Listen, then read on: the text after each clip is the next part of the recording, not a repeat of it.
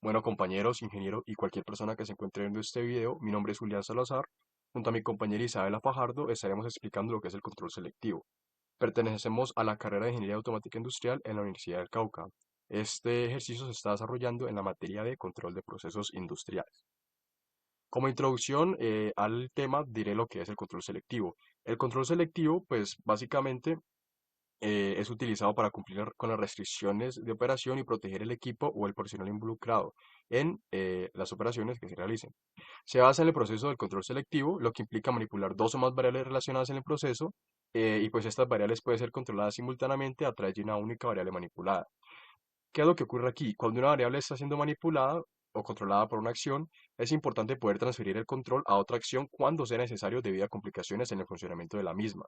Estas transferencias pues se realizan conectando a la salida dos controladores y un interruptor que se elige, ya sea por alta o por baja, dependiendo de las necesidades o lo que el ingeniero crea que es más correcto. En nuestro ejemplo y en nuestro caso vamos a elegir una por baja en la implementación del ejemplo en MATLAB.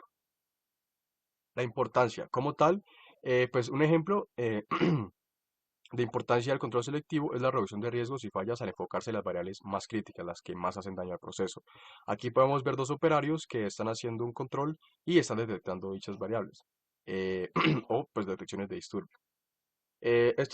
Lo que ocurre con esto es que el control selectivo, como se acaba de mencionar, pues puede identificar y abordar rápidamente las desviaciones o anomalías en el proceso antes de que se conviertan en problemas mayores, como pues, ya se aclaró un poco antes. Otro aspecto importante, yo creo que es el más importante, es la mejora del rendimiento, la cual permite centrar la atención y los recursos en aspectos más críticos del proceso que tienen un impacto significativo en el rendimiento global, ya que al controlar selectivamente estas variables clave se puede lograr tanto una mejora sustancial en la eficiencia, la productividad y la capacidad de respuesta del proceso. Pues cosa que es bastante importante, ya que en día de hoy las empresas tienen que tener ciertos estándares en la entrega de los productos a los clientes que decidan comprarlos. Entonces, esto ayuda a reducir, digamos, esas anomalías o esos aspectos negativos de los productos. Aquí tenemos un pequeño ejemplo o una imagen ejemplo para que se analice un poco lo que es el control selectivo. Pues podemos observar un control con múltiples salidas. En este caso, el control selectivo pues, se utiliza cuando el número de variables controladas es superior al de manipuladas y es necesario utilizar un selector pues, para escoger en cada momento la variable más adecuada del proceso. Podemos ver una planta, un criterio de selección, algunas salidas, una entrada y su respectiva conexión. Pasando un poco más a un ejemplo algo más ilustrativo y un poco más fácil de entender para todo el mundo, aquí lo que observamos es un horno industrial, ¿cierto? Pues un horno industrial que se usa en diferentes ámbitos o en diferentes industrias para diferentes procesos. La imagen que estoy mostrando, pues no es la misma la que voy a explicar, pero pues decidimos ponerla para que la gente entienda más o menos lo que es un horno industrial. Y igual el funcionamiento es el mismo.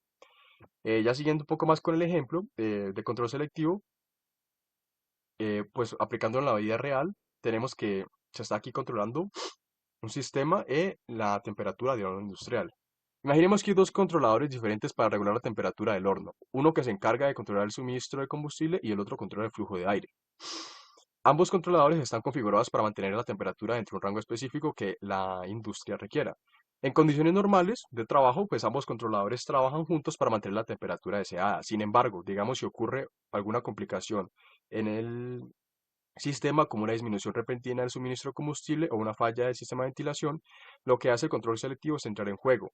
Y el sistema de control selectivo, pues como se ha mencionado ya varias veces, está diseñado para detectar estas complicaciones y transferir a una sola controlador en función de las condiciones. Por ejemplo, si hay una disminución en el suministro de combustible, el sistema de control selectivo puede transferir el control al controlador de flujo de aire. ¿Qué pasa aquí? Esto permite al controlador de flujo de aire aumentar la cantidad de aire para compensar la falta de calor generado por el combustible.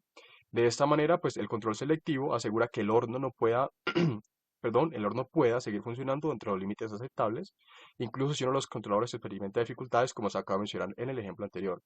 ¿Qué pasa aquí? Esto mejora la seguridad del proceso y evita daños en el equipo o la producción de productos pues no deseados o que estén por fuera del rango de la calidad que se quiera en estos productos. Ya un poco más al área de la implementación, mi compañera pasará a explicar un esquema ejemplo también y la implementación que tuvo este o que se tiene en la vida real. Que el lazo de control se compone de una planta, un sensor, un actuador y un controlador, siendo estos lazos ISO. Lo que nos dice el control selectivo es que en ciertos procesos o sistemas uno puede seleccionar con cuál elemento cerrar el lazo. Para el siguiente ejemplo, que es un sistema de calefacción, vamos a hacer de cuenta que es un hotel para entenderlo de mejor manera. Las habitaciones contienen su propio aire acondicionado para manejar la calefacción. Entonces la caldera que genera el vapor para la calefacción va a necesitar un set point para mantener el control.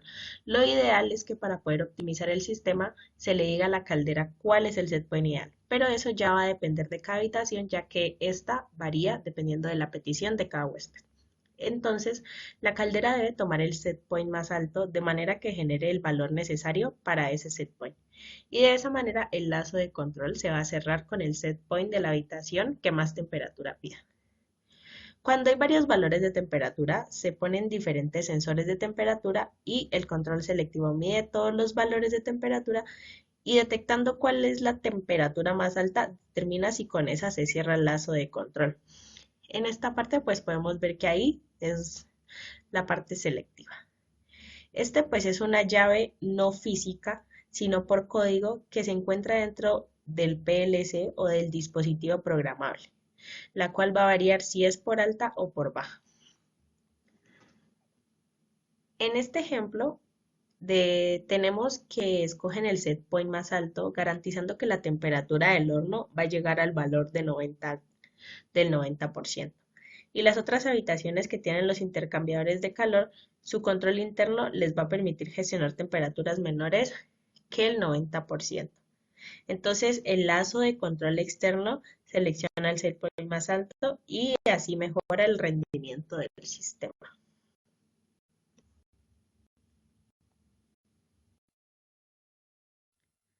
A continuación, tenemos un ejemplo de un tanque agitador donde vamos a hacer la explicación del control selectivo.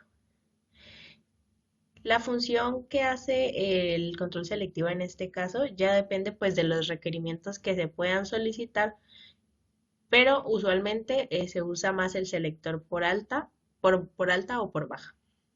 Entonces en este caso pues vamos a usar el selector por baja. Esta va a funcionar de la forma que va a cerrar el lazo con el PID que dé el menor valor, tendiendo a minimizar el esfuerzo de control de acuerdo a las exigencias de las variables.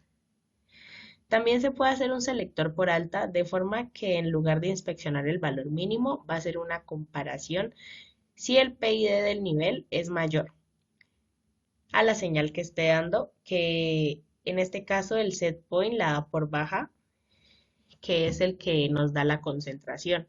Este pues va a seleccionar cuál de los dos es más alto y con cuál se va a cerrar el lazo.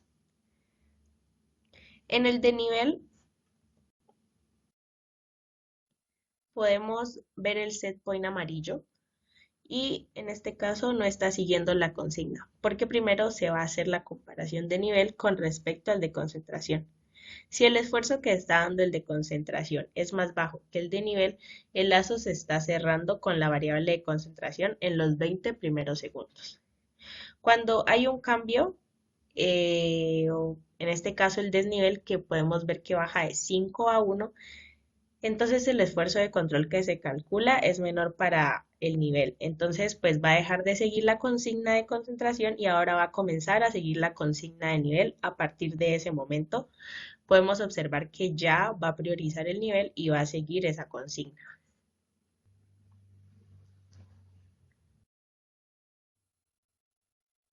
En el caso de la concentración, vemos que nos pide una inicial de 0,5, entonces él va a priorizar para controlar que la variable se estabilice en ese valor. Pero una vez este set point aumenta de 0,5 a 1, entonces el controlador tiene que hacer la comparación de cuál de los dos esfuerzos de control es mínimo, porque como es un selector por baja, se va a inclinar al valor mínimo. Entonces, como en este caso se le está aumentando más el set point requerido de 0,5 a 1 de concentración y el otro está bajando de un nivel de 0,1 aproximadamente a 0,1, Entonces, él calcula los esfuerzos de control diciendo que el esfuerzo que le minimiza esa función de costo es el de nivel.